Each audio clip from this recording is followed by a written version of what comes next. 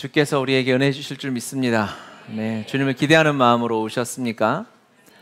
아멘이시죠? 우리 15절에 보면 바리새인들이 어떻게 하면 예수를 말의 올무에 걸리게 할까 하고 이렇게 나옵니다.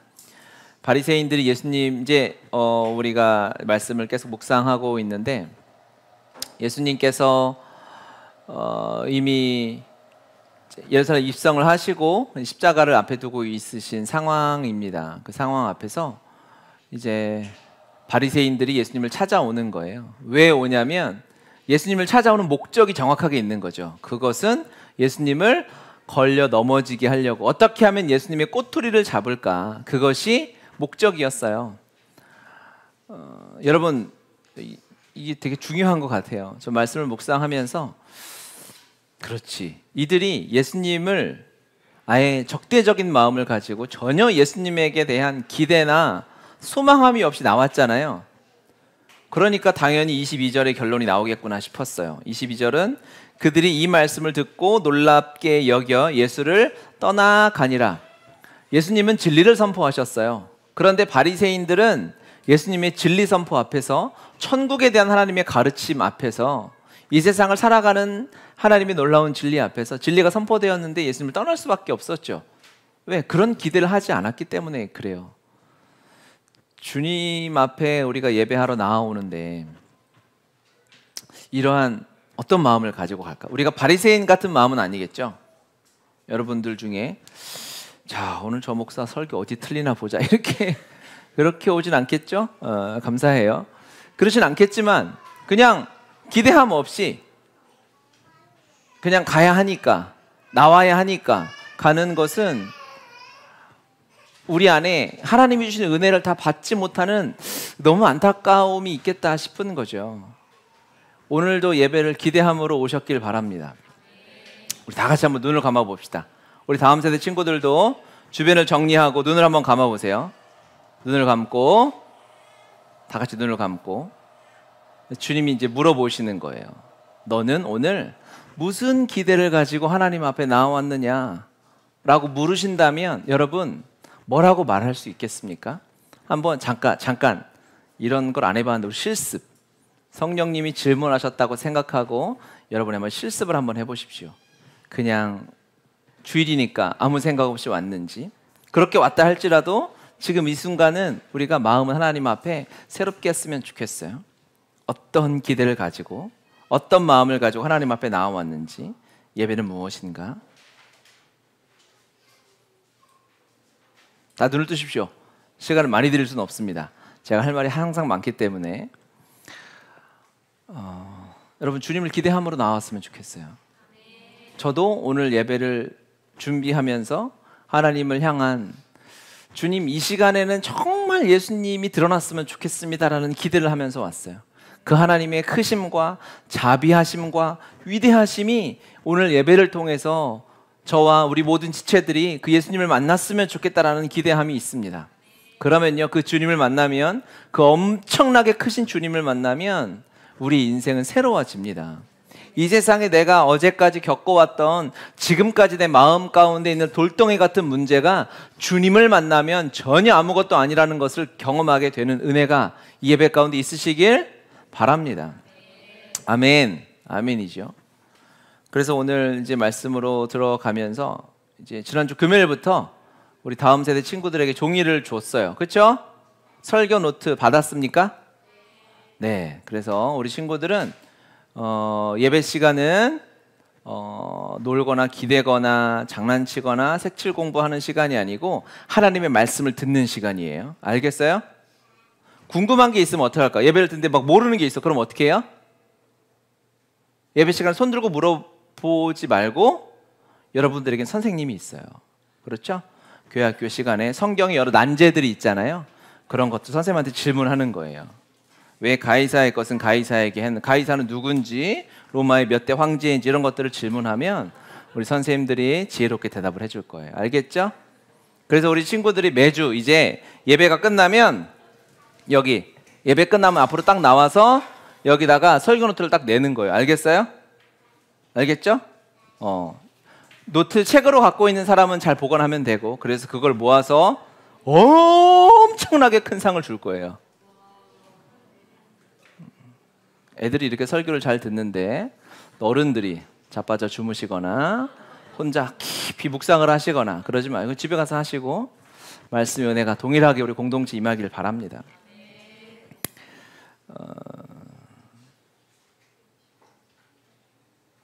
22장은 이제 어제 토요일 날 우리가 묵상했고 이제 앞에 부분 우리가 오늘 뒤에 부분인데요.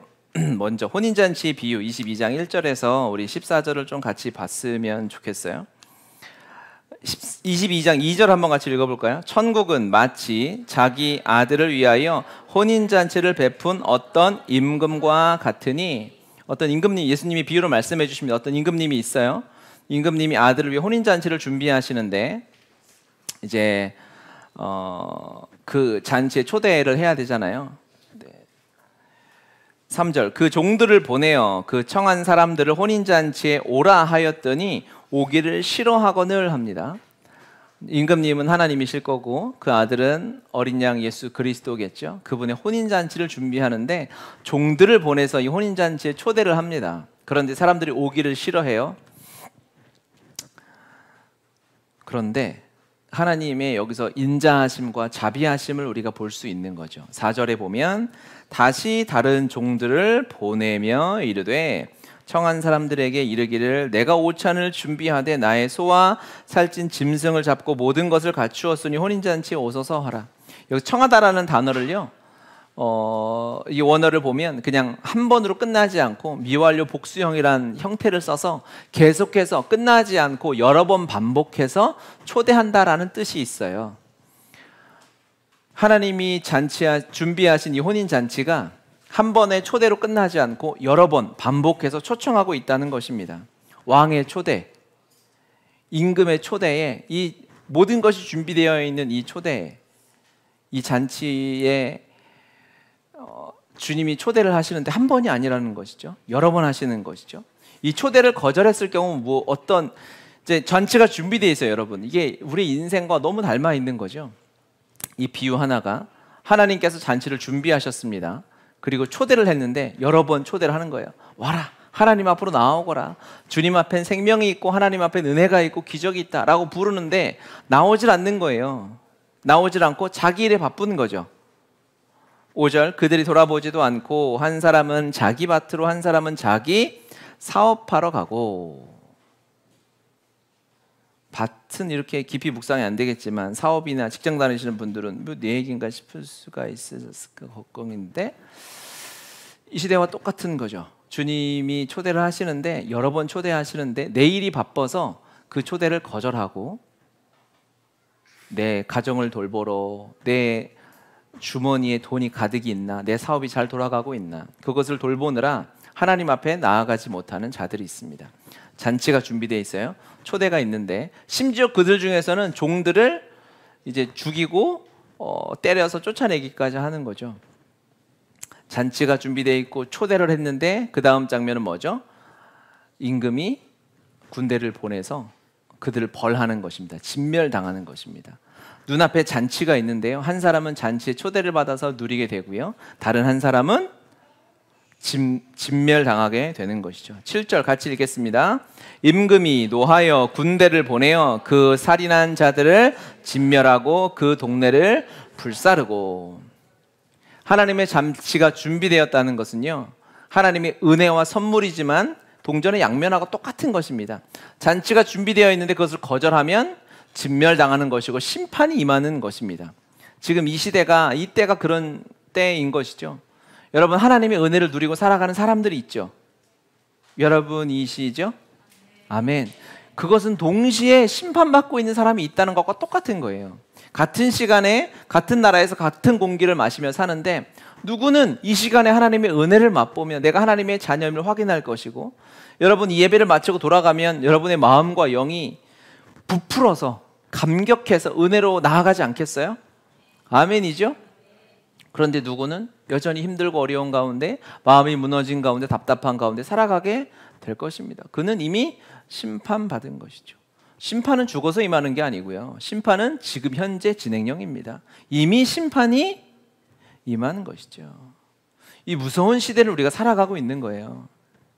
왜? 주님이 십자가의 이 완전한 복음을 이뤄내셨기 때문에 십자가 이후의 사건은 이제 성령님과 동행하며 하나님의 은혜를 누리느냐, 아니면 그렇지 않고 심판당하는 자들이 받는 벌과 고통을 받고 살아가느냐만 우리에게 남는 것이죠. 하나님의 은혜를 누리는 삶이 우리의 삶인 줄 믿습니다. 가치를 어디에 두고 있느냐가 잔치에 참여하느냐, 심판당하느냐를 결정합니다. 자기 밭으로 가고 자기 사업으로 가고 자기 가정으로서 갔던 사람들은 무엇일까요?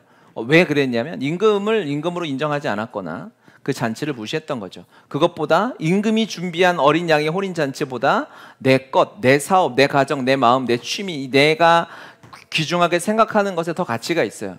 여러분, 한 시간 안에, 한 장소 안에 내가 무엇을 선택할 때는 반드시 거기에 가치를 두기 때문에 선택하는 것입니다. 그거는 뭐 우리가 변명할 여지가 없는 거죠. 시간은 제한돼 있어요. 한정돼 있습니다. 내가 이 시간에 택할 수 있는 것은 하나밖에 없는 거죠. 여러분이 오늘 이 시간 예배를 선택했잖아요. 그것은 여러분이 예배에 가치를 두고 있기 때문에 그렇습니다. 하나님의 초청에 응해서 온 것이죠. 할렐루야, 아멘입니다. 이거 우리 가치를 둔 거. 이거를 선택하지 않고 세상으로, 자기 편안함으로, 자기 쉼으로 간 사람은 변명할 여지가 없는 것이죠. 우리의 가치, 우리의 선택의 기준을 보면, 선택하는 것을 보면 내 가치 기준이 어디 있는가를 알 수 있어요. 이거는 수시로 계속해서 점검되어져야 합니다. 그런데 여기서 그냥 예배에 나왔으니, 하나님 앞에 나왔으니 안심할 수 있느냐? 그렇지 않죠. 여기서 아주 문제되는 사건이 하나 이제 일어나게 되는데, 10절부터 우리 한번 읽어볼까요? 10절. 종들이 길에 나가 악한 자나 선한 자나 만나는 대로 모두 데려오니 혼인잔치에 손님들이 가득한지라. 임금이 손님들을 보러 들어올새 거기서 예복을 입지 않은 한 사람을 보고 이르되, 친구여, 어찌하여 예복을 입지 않고 여기 들어왔느냐 하니 그가 아무 말도 못하거늘. 아멘. 혼인잔치에 왔는데 이제 길에 선한 자나 악한 자나 아무나 다 데려왔어요. 그렇죠? 그러니까 잔치에 초대받은 사람을 세 가지인데, 선한 자, 악한 자, 아무나.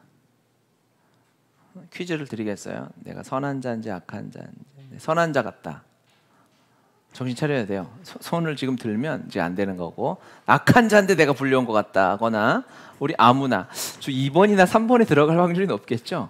정말 악한 자고 자격이 없는데 잔치에 부름 받았어요. 그래서 어린 양이 혼인잔치에 갔는데 거기에 예복이, 이 길거리 다니다가 아무데나 불려온 사람들이 예복을 준비할 수 있었을까요? 급하게 가져올 수도 있었겠지만, 이 유대의 풍습은 이제 예복을 입는 풍습이 있었다고 해요. 그리고 준비되어 있지 않은 자들을 위해서는 그 혼인의 혼주가 준비하지 못한 가난한 사람들의 예복까지 준비해서 초대한다라고 합니다. 사실 임금이 아들의 혼인잔치를 준비하면 예복까지 임금의 수준에 맞는 옷을 준비하겠죠. 준비가 다 되어져 있는 것입니다. 혼인잔치에 왔어요. 임금의 초대 안에 들어왔는데 그 잔치에 왔음에도 불구하고 임금이 왕이 준비한 옷을 입지 않고 자기 고집을 부리고 내 뜻대로, 내가 하고 싶은 대로 하는 사람이 심지어 그 안에도 있는 것이죠.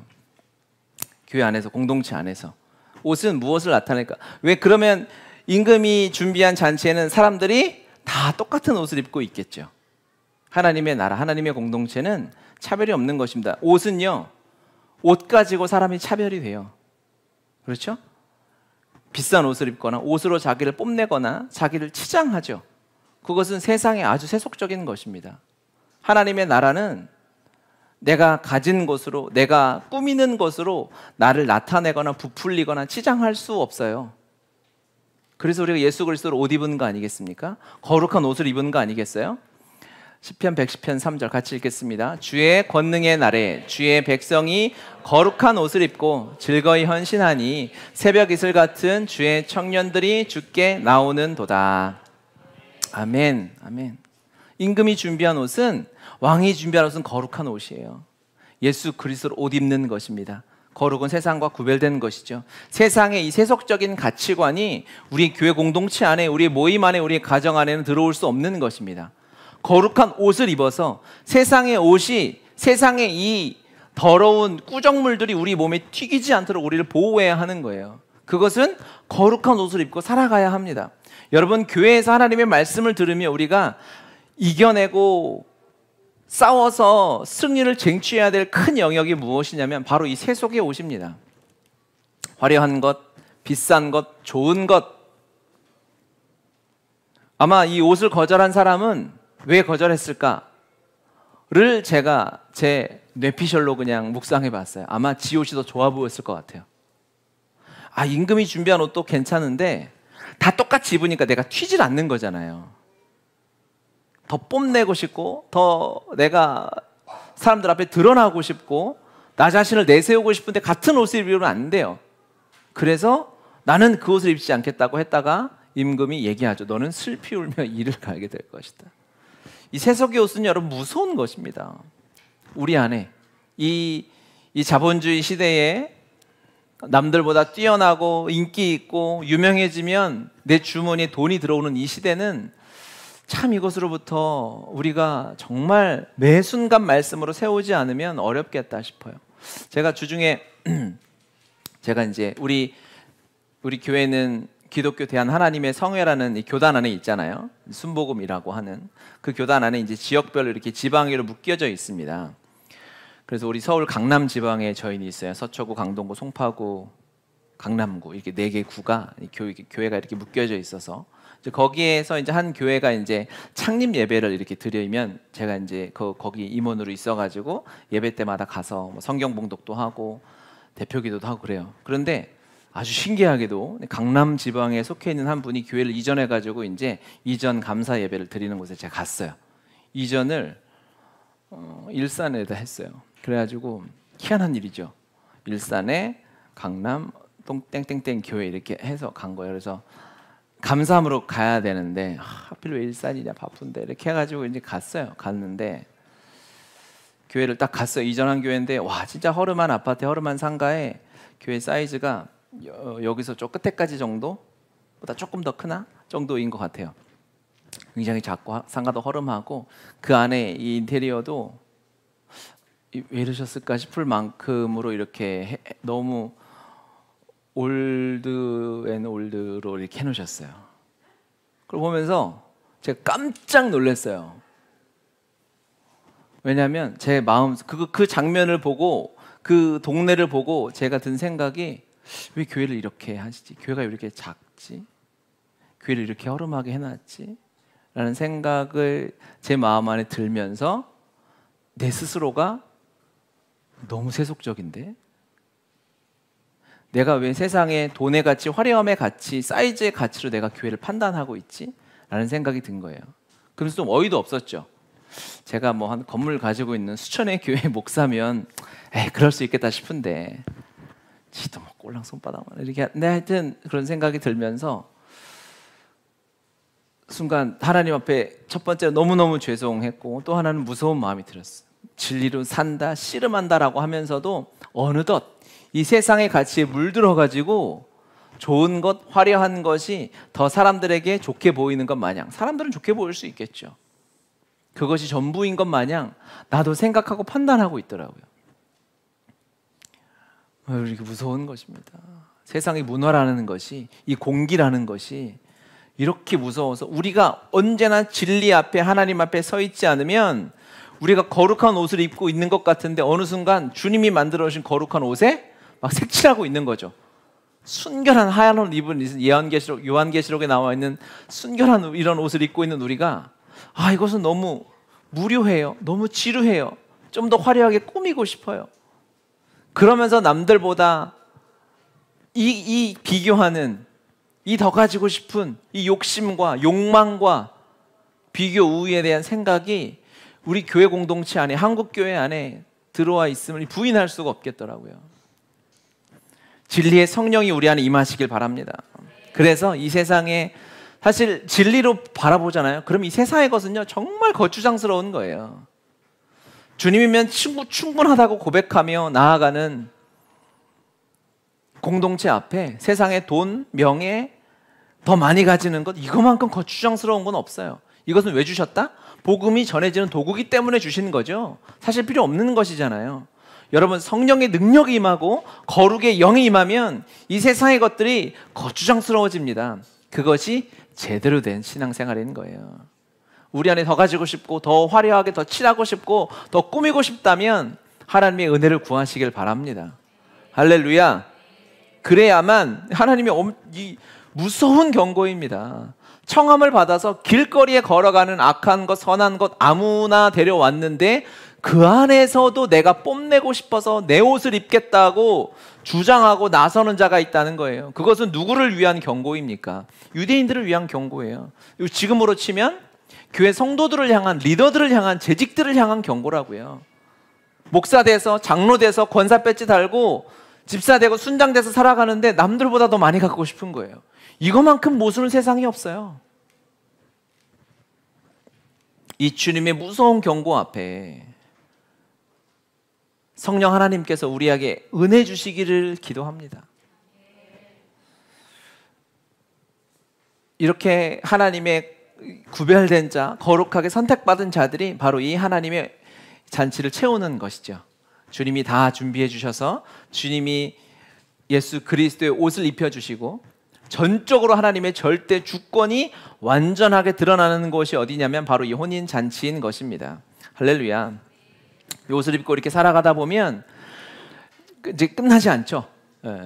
잔치에 초대받은 자이고 하지만 그날이 이 세상에 주님이 재림하시는 날이 아니라 여전히 우리에겐 사명이 있어서 이 세상을 살다 보면 이 거룩한 옷 입은 자들을 향한 공격들이 엄청나게 있는 거예요. 왜? 그것을 더럽히고 싶고 공격하고 싶거든요.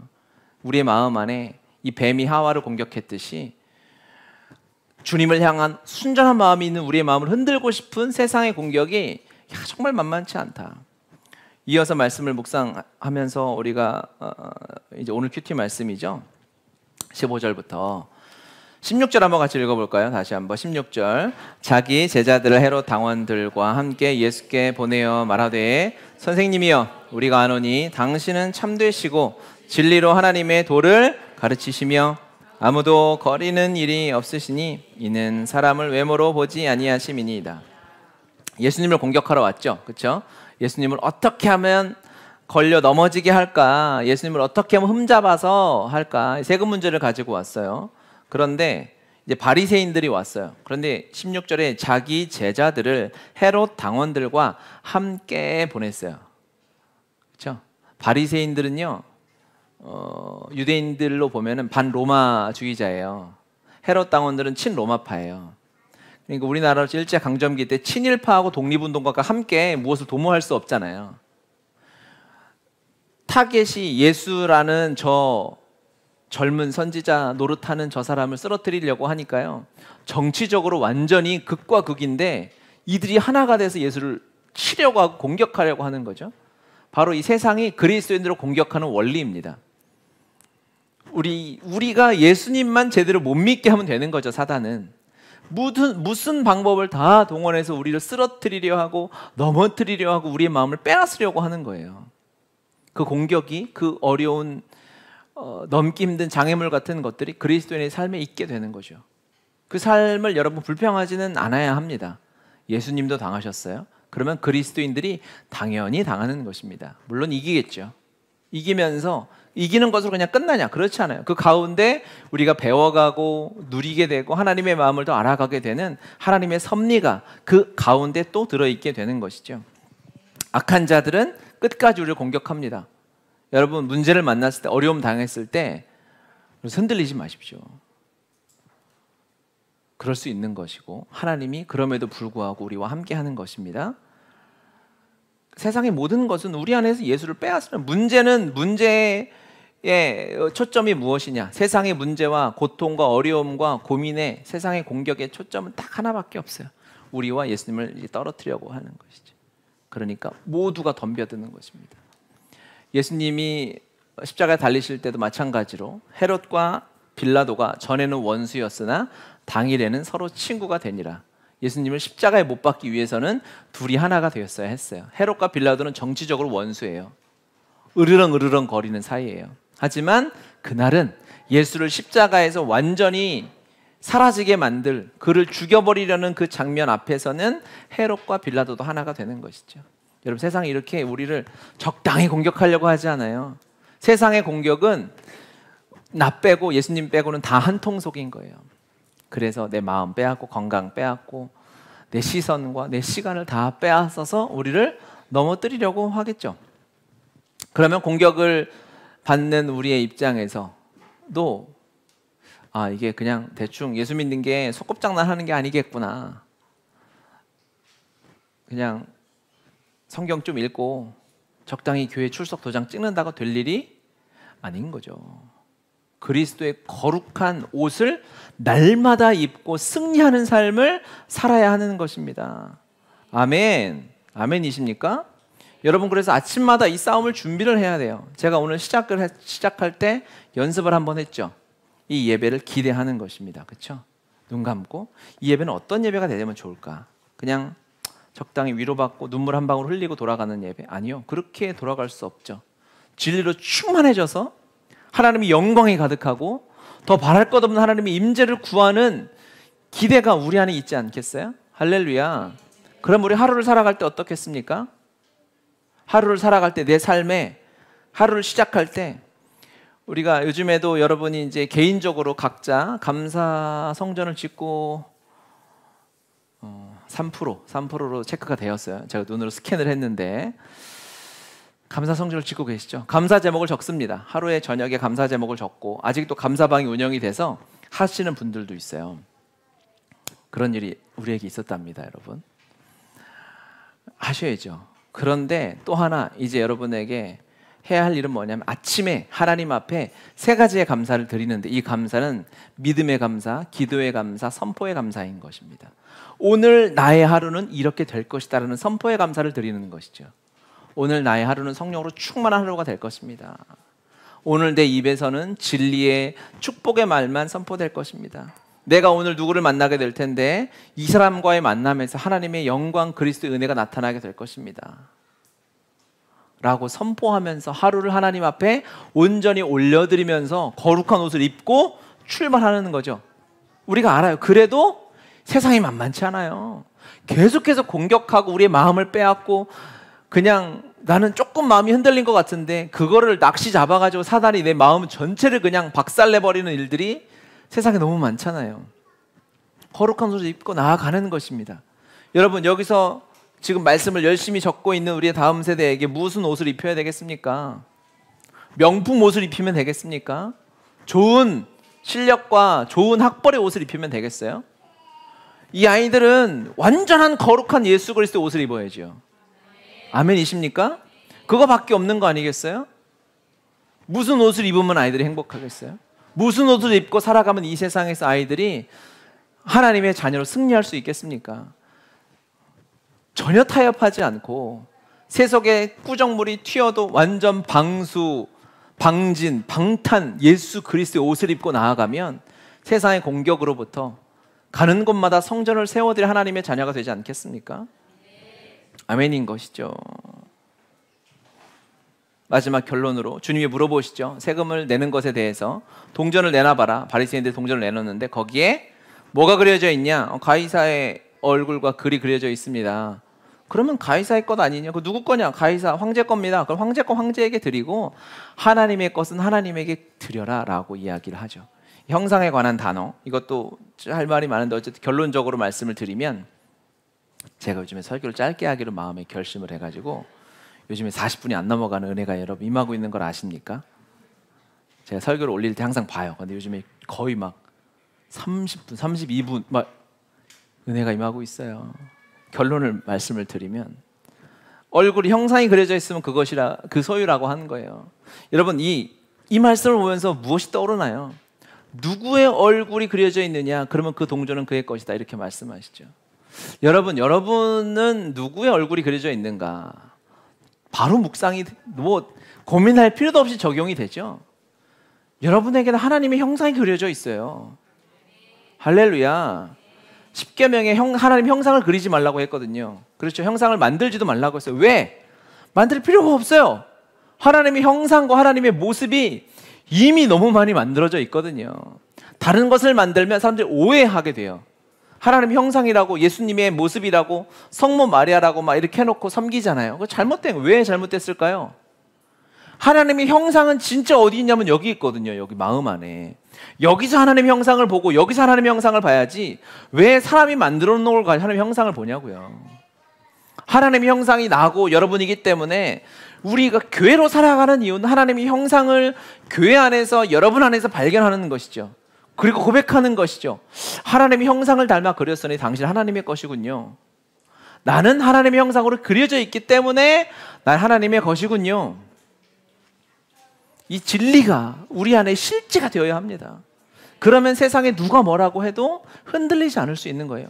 잠깐 멈칫은 할 수 있겠죠. 야, 너 가진 것 없는 놈아, 너 실패한 거 아니야? 너 망한 거 아니야? 너 시험도 떨어지고 너 사업도 안 되고 너 돈도 없고 가진 것도 없는 잘못된 손가락질 할 수 있겠죠. 그 순간은 맞으니까 순간 아플 수는 있지만 우리의 중심이 흔들리진 않겠죠.